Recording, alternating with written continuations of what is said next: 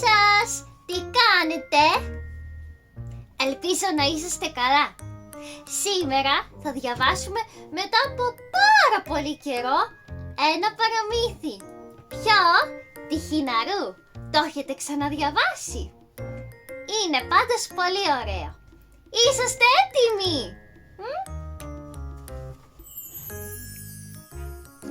Ορίστε το βιβλίο μας, η Χιναρού. Μια φορά ζούσε μια πεντάμορφη βασιλοπούλα. Όταν ήρθε ο καιρός να πάει να βρει το βασιλόπουλο που είχε αραβωνιαστεί, της έδωσε η μητέρα της μια βάγια για συντροφιά, καθώς και ένα άλογο που το έλεγαν Ναλάδα και είχε ανθρώπινη φωνή. Ύστερα τρύπησε το δάχτυλό της, έσταξε αίμα σε ένα άσπρο μαντίλι, της το έδωσε και είπε: «Παιδί μου, αυτό θα σε βοηθήσει στη κάθε ανάγκη σου».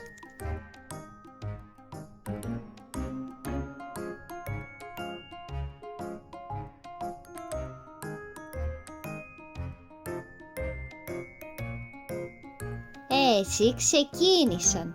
Είχαν προχωρήσει αρκετά όταν η βασιλοπούλα δίψασε και ζήτησε από τη βάγια να φέρει νερό. Εκείνη όμως απάντησε θυμωμένα: «Αν θέλεις να πιείς, κατέβα μόνη σου». Τι να κάνει η βασιλοπούλα? Κατέβηκε από τον αλάδα και έσκυψε να πιει νερό. Τότε, χωρίς να το προσέξει, έπεσε το μαντιλάκι με τις 3 σταγόνες αίμα, δίχως να το δει. Αφού ήπια και ξεδίψασε, γύρισε να ανέβει στο άλογο.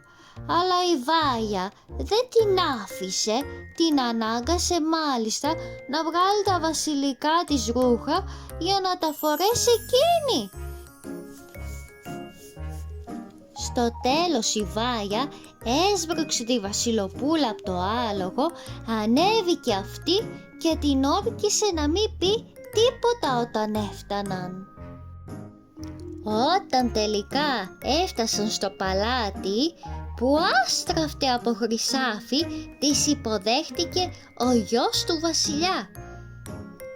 Βοήθησε τη βάγια να κατέβει από το άλογο και τη χαιρέτησε, γιατί νόμιζε ότι εκείνη ήταν η πραγματική νύφη. Η αληθινή βασιλοπούλα είχε μείνει έξω στην αυλή. Την άλλη κιόλας μέρα η ψεύτικη νύφη ζήτησε από το βασιλόπουλο να βρουν μια δουλειά για τη βάγια της, μακριά από το παλάτι μάλιστα. Το βασιλόπουλο, για να μην της χαλάσει το χατήρι, έστειλε την κοπέλα στο λιβάδι για να βοηθήσει ένα μικρό αγόρι που έβοσκε τις χήνες του. Έπειτα η ψεύτικη νύφη παρακάλεσε να σκοτώσουν το άλογο, γιατί όπως είπε ήταν ατίθασο. Στη πραγματικότητα αυτό το ζήτησε επειδή φοβόταν μήπως το άλογο μαρτυρήσει τι είχε κάνει στην αληθινή νύφη. Μόλις το έμαθε η βασιλοπούλα, παρακάλεσε πολύ τον άνθρωπο που θα σκότωνε τ' άλογό της να καρφώσει το κεφάλι του στη μεγάλη πόρτα από όπου περνούσε εκείνη κάθε μέρα με τις χήνες. Την άλλη μέρα, περνώντας από την πόρτα, κοίταξε το κεφάλι του αλόγου και είπε: «Αχ, Ναλάδα μου». Αμέσως το κεφάλι που κρεμόταν απάντησε: «Αχ, καλή μου βασιλοπούλα, και να το ξέρε η μητέρα σου, θα έσπαζε η καρδιά της από το πόνο». Ο βοσκός ήθελε να της πάρει λίγα από τα μαλλιά της. Τότε η βασιλοπούλα την άχτηκε και είπε: «Φύσα, αεράκι μου, πάρε το καπέλο του και κάνε το να τον κυνηγάει μέχρι να πλέξω και να δέσω τα μαλάκια μου». Αμέσως τότε φύσηξε ο αέρας, πήρε το καπέλο του παιδιού και εκείνο το κυνηγούσε πολλή ώρα για να το πιάσει. Το αγόρι όμως θύμωσε και το βράδυ πήγε στο παλάτι, παρουσιάστηκε στο γέρο βασιλιά και του είπε «Δεν θέλω να βοσκώ με τις χήνες μαζί με αυτό με το κορίτσι». «Γιατί?» ρώτησε ο βασιλιάς. «Γιατί κάθε μέρα όταν περνούμε από την πόρτα μιλάει με το κεφάλι του αλόγου». Ο γέρος βασιλιάς μόλις τα έμαθε όλα αυτά αποφάσισε να τα δει και μόνος του. Το άλλο πρωί κρυφά άκουσε πίσω από την πόρτα όλη τη συνομιλία της βασιλοπούλας με το κεφάλι του αλόγου. Μετά την ακολούθησε στο λιβάδι, κρύφτηκε και την είδε με τα μάτια του που ξέπλεξε τα μαλλιά της και μίλησε στον άνεμο. Το βράδυ κάλεσε το κορίτσι και το ρώτησε γιατί τα κάνει όλα αυτά. «Δεν μπορώ να πω σε κανέναν τίποτα, γιατί έχω πάρει όρκο και αν μιλήσω θα χάσω τη ζωή μου». «Αν δεν μπορείς να τα πεις σε κανένα άνθρωπο, πες τα τότε στην καμινάδα», τη συμβούλεψε ο βασιλιάς.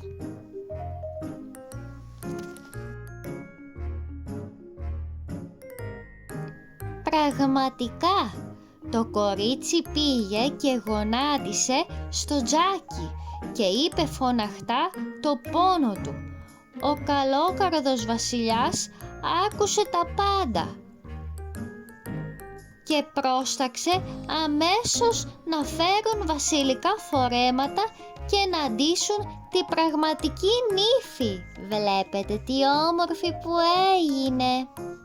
Μετά, γεμάτος χαρά, φώναξε το γιο του και του φανέρωσε πως δεν είχε την αληθινή νύφη. Το βασιλόπουλο ενθουσιάστηκε από την ομορφιά της πραγματικής βασιλοπούλας. Δεν χόρτενε να τη βλέπει. Ύστερα έδωσε διαταγή να ετοιμάσουν τραπέζι για όλους να γιορτάσουν το γεγονός.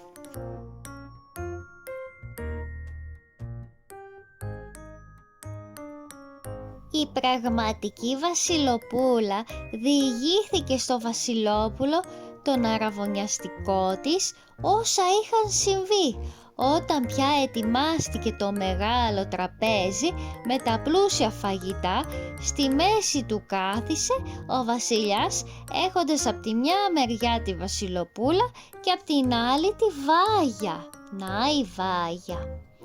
Ήταν τόσο θαμπομένη που δεν αναγνώρισε την πρώην κυρά της. Αφού λοιπόν έφαγαν και ήπιαν, ο γεροβασιλιάς διηγήθηκε την ιστορία της απάτης και ρώτησε τη Βάγια τι τιμωρία αξίζει σε μια τέτοια γυναίκα. Η ψεύτικη νύφη δεν κατάλαβε πως εννοούσε εκείνη και είπε «Να τιμωρηθεί σκληρά αυτή η παλιογυναίκα». Τότε ο γεροβασιλιάς της είπε «Μόνη αποφάσισες για την τύχη σου, θα τιμωρηθείς σκληρά, γιατί εσύ είσαι που πρόδωσες την κυρά σου και μας ξεγέλασες όλους». Έτσι το βασιλόπουλο παντρεύτηκε την αληθινή βασιλοπούλα και έζησαν ευτυχισμένοι πολλά χρόνια με ειρήνη γιατί ήταν δίκαιοι και καλοί. Σας άρεσε το παραμύθι? Αυτή ήταν η Χίναρου.